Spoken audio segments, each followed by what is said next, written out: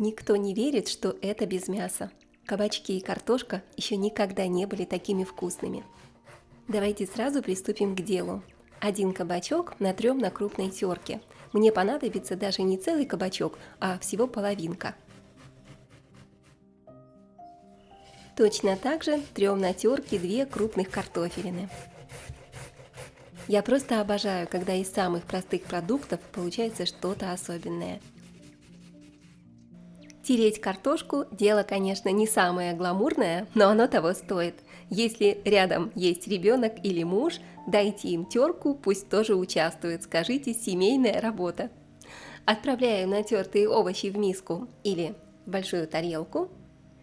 Немножечко присолим. Теперь берем вилочку, хорошо перемешиваем. Нам нужно, чтобы овощи немного постояли вместе с солью, они выделят сок, благодаря тому, что мы их посолили, и после этого мы с вами его отожмем, пока отставим в сторону, пусть отдыхают. Сразу ставим разогреваться сковородку с растительным маслом и мелко нарезаем 1 репчатую луковицу.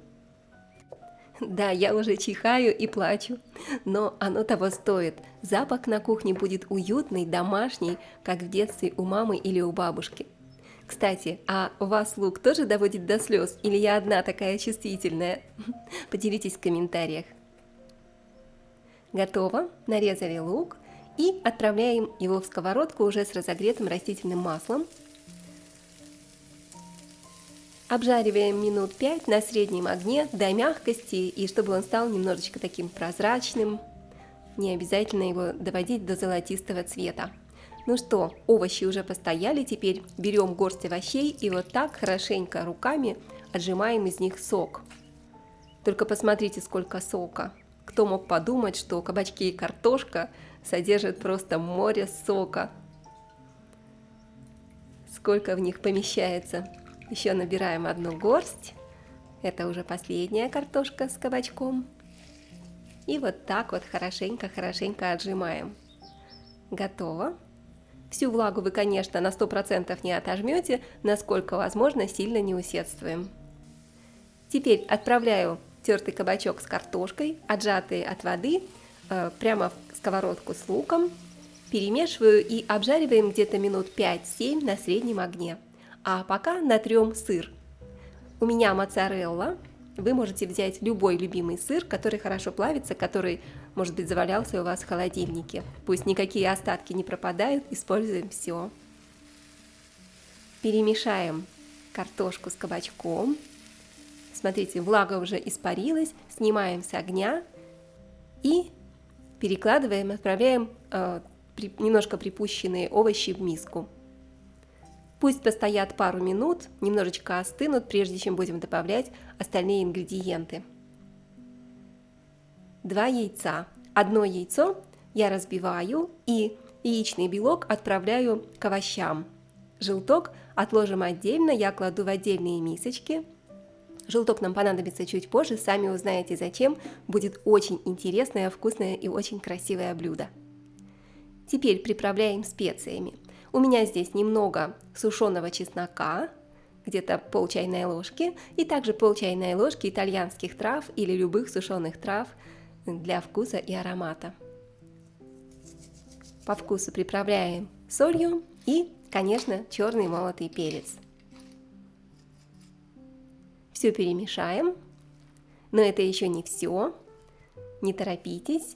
Добавляем в тесто, в овощную смесь, половину тертого сыра. И еще раз хорошо перемешиваем. Вот теперь уже все готово. Берем сковородку или противень и смазываем растительным маслом. Или сливочным, здесь по вашему желанию. Хорошенько смазали, и теперь выкладываем, я делю массу из кабачка с картошкой на 2 части, и у меня получается 2 вот таких вот шара. Сейчас мы берем ложку и делаем вот такое вот углубление небольшое, и шар превращается в вот такое очаровательное гнездо. Да, мы сегодня с вами готовим прекрасные, очень вкусные гнезда из кабачка с картошкой. Это будет очень вкусно. Сейчас мы сюда добавим просто нереально вкусную и сочную начинку. И для начинки я хочу использовать помидор. Посмотрите, у меня такой желтый, очень симпатичный. Вы можете, конечно, взять помидор любого цвета. Красный, желтый, зеленый, может быть, только не подойдет. Нарезаю помидор небольшими кубиками. По желанию вы можете удалить семена с жидкостью, чтобы не была начинка слишком водянистой. Вот так, готово. Помидор нарезали, и буквально горсточку нарезанных томатов добавляю в наше гнездо. И еще для такого приятного хруста, для такой приятной хрустящей текстуры и сочности я хочу добавить к помидору болгарский перец. Нарезаем перец также небольшими кубиками. Не слишком мелко и не слишком крупно. Мы смешаем перец с помидором, получится очень яркая и сочная начинка, прямо как кусочек лета в середине блюда. Вместе с помидором это просто сердце нашего уютного и вкусного ужина. Выкладываем горсточку болгарского перца, остальное опустите на салат. Получится нереально вкусно, сочно и прямо из духовки. И нарезаем немного зеленого лука. И да, я из тех людей, кто всегда кладет зелени чуть больше, чем нужно. Вместо зеленого лука вы можете взять, конечно, петрушку, укроп, любую зелень, которую вы любите. Посыпаем зеленым лучком сверху. Посмотрите, это просто потрясающе выглядит. Такие яркие летние краски не оставят вас равнодушными. А теперь самое вкусное, красивое и интересное. Сверху в каждое гнездо кладем по одному яичному желтку. Посыпаем тертым сыром, оставшимся. Когда он расплавится, превратится в золотистую корочку, а внутри будет невероятно сочная, нежная, хрустящая начинка. И это сочетание получается просто очень вкусным. Обязательно попробуйте. Отправляю в духовку и запекаю минут 20-25 при температуре 180 градусов. 3 столовых ложки йогурта или сметаны отправляю в миску. Небольшая щепотка паприки.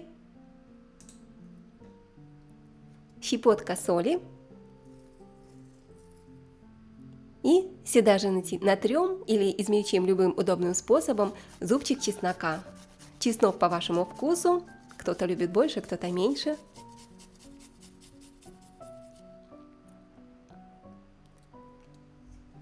Готово.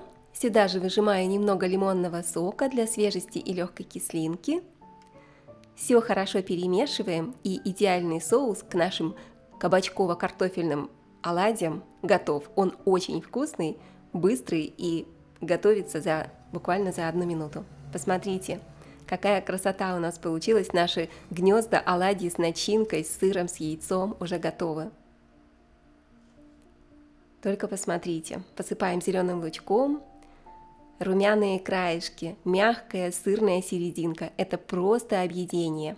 Давайте разрежем один и посмотрим, какой он внутри. Обязательно попробуем вместе с вами. Он такой мягкий внутри и хрустящий снаружи немножко. Это очень-очень аппетитно, вкусно, друзья. Посмотрите, какая красота. Не забудьте поделиться этим видео с друзьями, которым тоже нужна идея вкусного и сытного ужина. И если будете готовить, напишите в комментариях, как вам понравился этот рецепт. Конечно, не забудьте подписаться и обязательно напишите в комментариях, из какой страны вы смотрите. Я хочу приготовить что-то вкусное специально для вас в моем следующем видео.